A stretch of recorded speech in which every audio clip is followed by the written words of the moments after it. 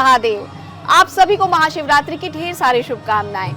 मां शक्ति और शिव जी के मिलन का ये महापर्व जो कि महाशिवरात्रि कहलाता है, आज क्या है इसका महत्व जानने के लिए हम पहुंचे हैं श्री महाकाल धाम अमलेश्वर।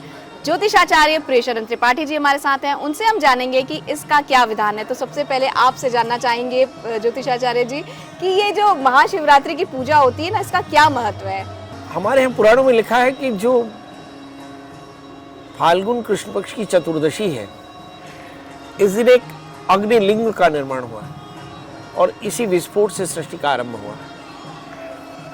तो इसलिए ये सृष्टि का पहला दिन था, तो इसे इस तिथि के स्मरण के रूप में, स्मृति के रूप में हम महत्वपूर्ण मानते हैं जी। इसी दिन शिव और शिवा यानी परात्पर ब्रह्म और माया का योग हुआ,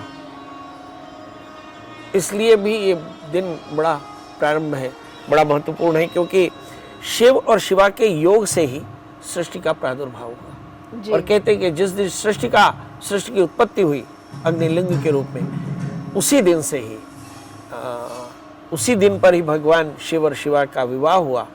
और इसी दिन समुद्र मंथन के बाद भगवान ने हलाहल जो निकला उसे कंठ पर धारण किया, और इसी दिन से भगवान शिव का जलाभिषेक का विधान किया गया।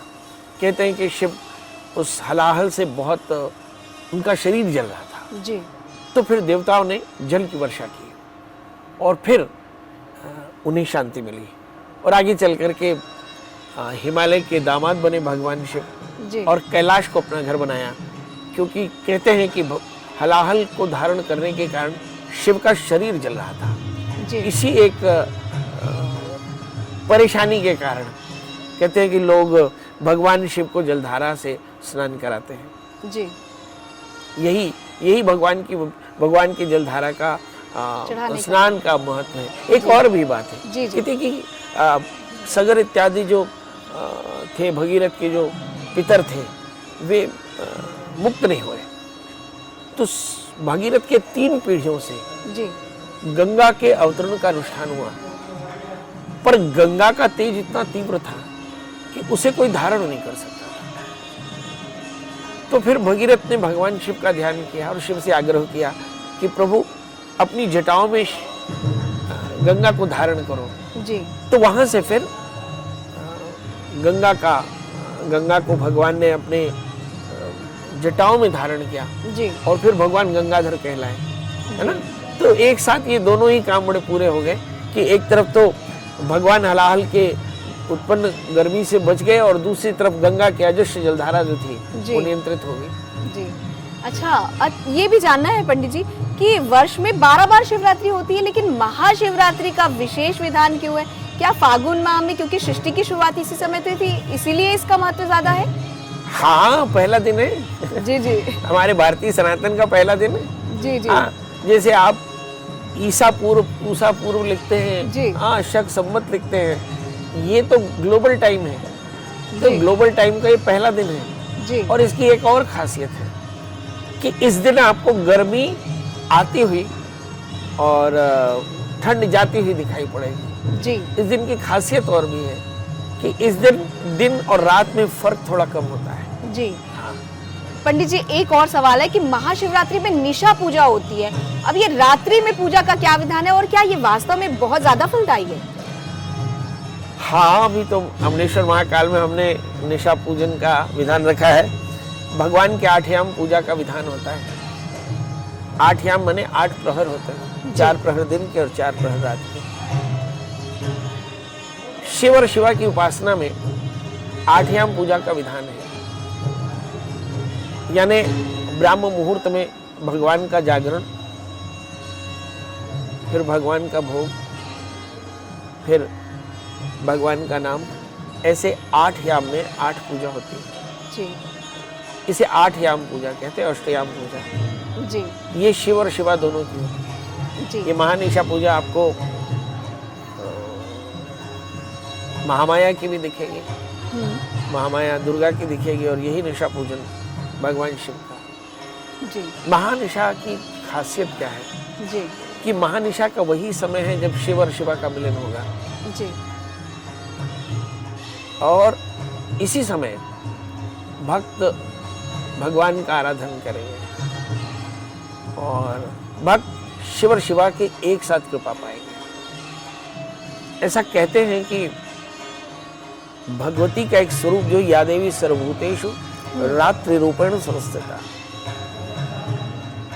तो महामाया की शिव की शिवा की उपासना रात्रि में ही की जाती है। जी एक और भी बात है, शायद आप केवल शिवरात्रि से प्रभावित हैं, जी पर आप नवरात्रि भी देखिए, हम्म, कृष्ण का जन्म भी देखिए, जी जी दीपावली का पूजन भी देखिए, महाकाली का पूजन भी देखिए। जी हमारे यहाँ पे ज्यादातर अनुष्ठान रात्रि। निशा में होते हैं, जी क्योंकि निशा काल जो है वो हमारे यहाँ पे ध्यान का सर्वोत्कृष्ट समय है ना।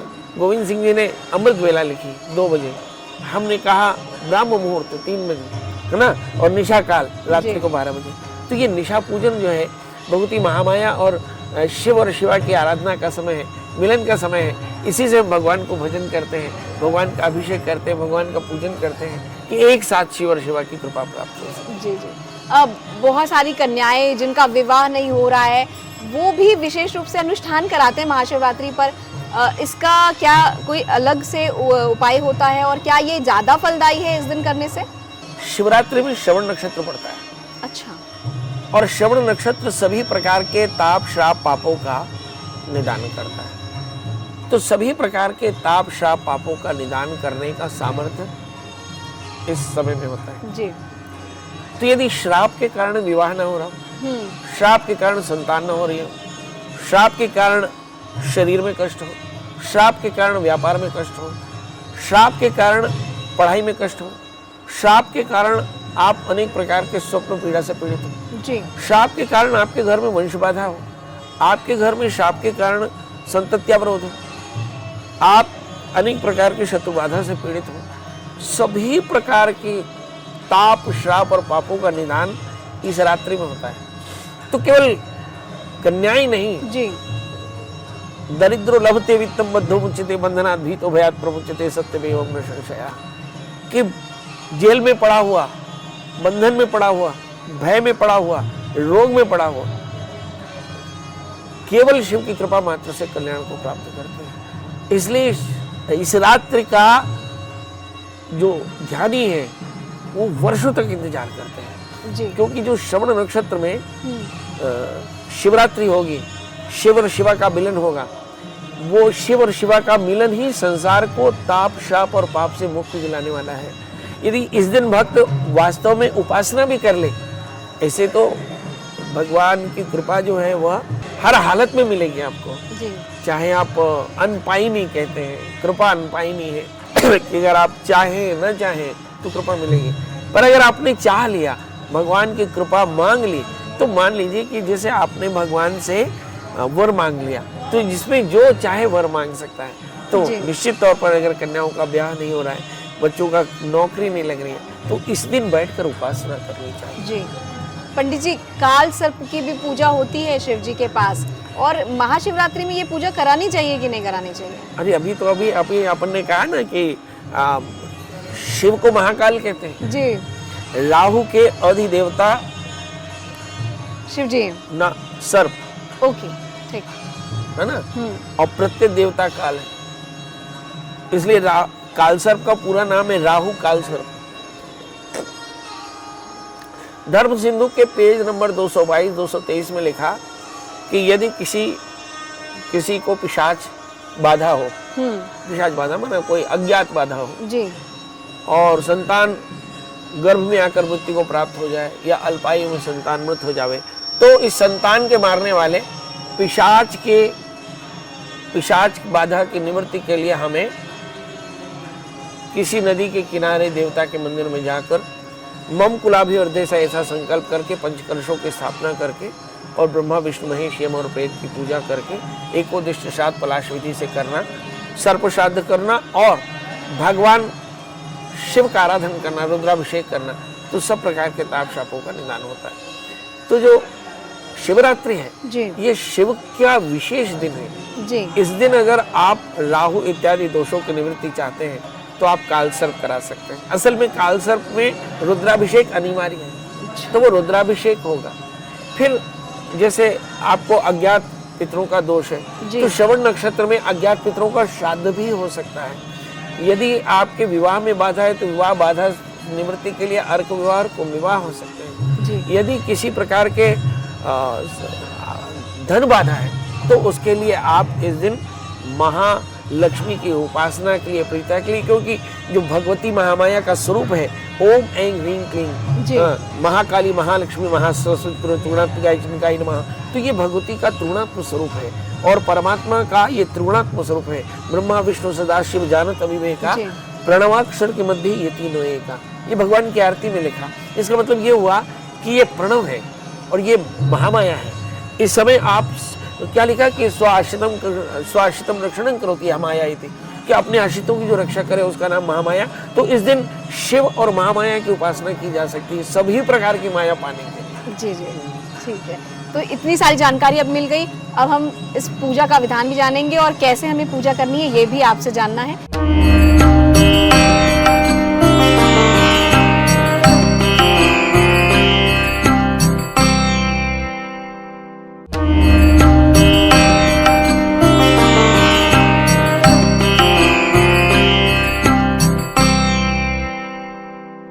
तो चलें पूजा करने। हाँ, मुझे से लगता है कि पूजा का विधान तो क्या जाने, पूजा देखते हैं। जी बिल्कुल। और पूजा में शामिल होते हैं। जी बिल्कुल। आज आपको शिव के नाद के साथ में शिव के मंत्र और शिव के विग्रह के साथ में और शिवालय में जी नदी की तरह बोलता है तीर्थ में होती है नदी। जी जी, जी तो सुंदर सुंदर पावन सल्ला जो खारून है, जो छत्तीसगढ़ की लाइफलाइन है जी, उसके किनारे बैठ करके भगवान शिव का आराधन करते हैं।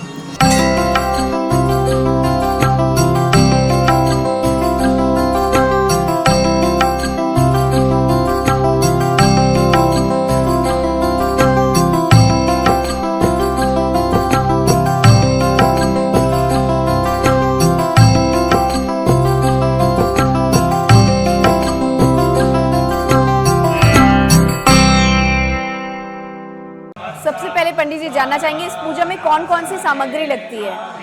देखिए, पूजा की सामग्री में हम देखते हैं कि भगवान के लिए सबसे पहले तो अभिषेक का द्रव्य है, जिसमें दूध दही शहद घी पंचामृत, भगवान के प्रिय पुष्प हैं, कनेर है, दूबी है, तुलसी है और साथ में आग का फूल, धतूरे का फूल, साथ में शमी पत्र है। आपने देखा कि फिर भगवान के आलेपन द्रव्य हैं, जिसमें सिंदूर, कुमकुम, अष्टगंध, गोपी चंदन, अबीर, गुलाल, ये सारी चीज़ें हैं। चंदन, भगवान के मुखवास के लिए हल्दी, सुपारी, पान का पत्ता, और आप देख रहे हैं कि ये अष्टचक्रों की स्थापना हुई। भगवान शिव के सानिध्य में हमने ये पारद शिवलिंग को स्थापित किया हुआ है और एक तंत्र से हम गौरी गणेश कलश नवग्रह खुड़श मातृका के लिए ऐसे मंडल की स्थापना करके रुद्र कलश और वरुण कलश का स्थापन करेंगे। तो चलिए करते हैं पूजा की शुरुआत।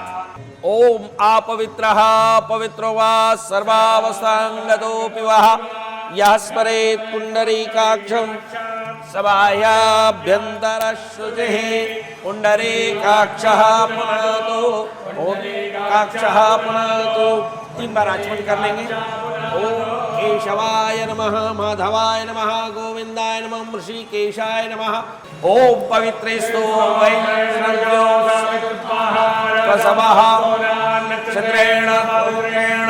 ओम सुमुखस्य गदन्तस्य कपिलो वज्रकर्णकः लम्बोदरस्य विघ्नो विघ्ननाशो विनायकः धूम्रकेतो राध्यक्षो भालचन्द्रो गजाननः। पंडित जी, जो स्त्रियां जैसे ये तो जोड़े में बैठकर पूजा करनी है, पर हर समय हर जोड़ा पहुंच नहीं पाता है, तो जो जोड़े में नहीं बैठ पा रहे पूजा के लिए उन्हें क्या करना चाहिए?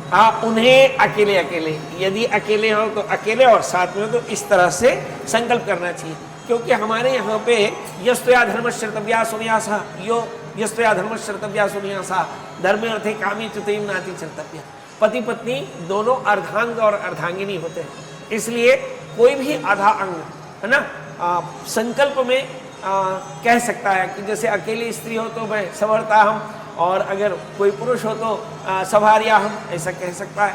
और इसके बाद अग्नि स्थापन करना चाहिए। जी। भो दीप देव रूपस्तुम कर्म साक्षिणी यवन कृति यावत् पूजा समाप्ति तावत् त्रिस्थिरो भव वन्य देवत्याय दीप पात्राय नमः। सगल पूजा उपचारार्थे गंधाक्षतम समर्पयामि। इसको तांबे के पात्र में छोड़ दीजिए।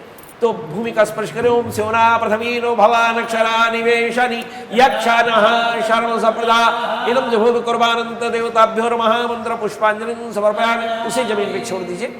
हरि ओम गणानान्त्वा गणपतिं गवामहे प्रियानान्त्वा प्रियपतिं गवामहे निधीनान्त्वा निधिपतिं गवामहे वसो मम आहवजानि गर्भवात्तमजासि गर्भम्मा इदं श्री गणेशाम्बिकाभ्यां नमः। अब मंत्र पुष्पांजलि समर्पयामि। ये सामने गौरी गणेश में छोड़ दें। फिर इसके बाद षोडशोपचार से सभी देवताओं का पूजन करने के बाद हाथ में जल लेकर संकल्प करें कि हम भगवान शिव का पूजन करेंगे, शिव का अभिषेक करेंगे। क्या अद्याप गोत्रोत्पन्नो मम नामनो हम मध्य कर्तस्य कर्मणे एतद देव पूजनस्य सांगता सिद्धर्थम रुद्र पूजनम रुद्राभिषेकं च करिष्ये। सामने छोड़ दीजिए। पादयोः पाद्यम हस्तयोः अर्घ्यं मुखे आचमनीयं सर्वांगे स्नानमासनीयं समर्पयामि। भगवान का पंचामृत से स्नान करा दे। हरि ओम पंचनद्यः सरस्वतीमपि यन्ते शतसूर्षः सरस्वती वंजधः स्वदेशे भवसरत पंचामृत स्नानं समर्पयामि। है ना। फिर साफ जल का स्नान कराइए। पंचामृत स्नानान्ते शुद्धोदक स्नानं समर्पयामि।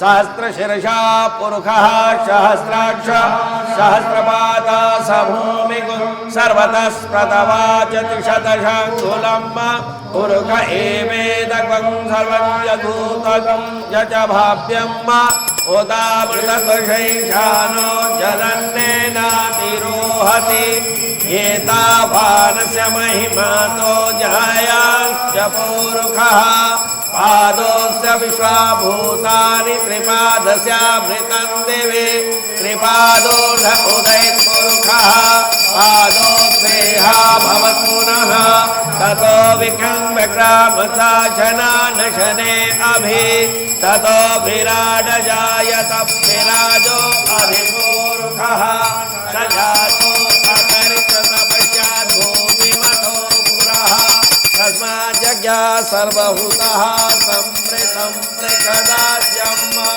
पूर्णस्य पूर्णमादाय पूर्णमेवावशिष्यते। इस तरह से भगवान का अभिषेक करके पुनः भगवान का पूजन कर ले और पूजन करके फिर आरती। जैसा कि पंडित जी ने बताया कि अभिषेक के बाद हमें अब श्रृंगार करना है शिव जी का और उन्हें पुष्प अर्पित करना है। तो चलिए करते हैं हम प्रभु की पूजा।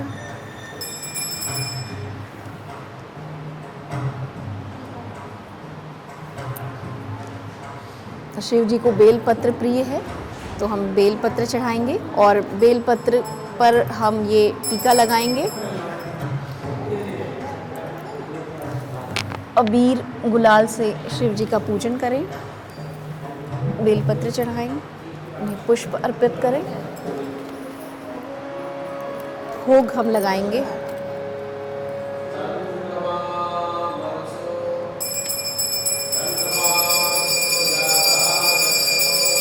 और अब आरती करते हैं।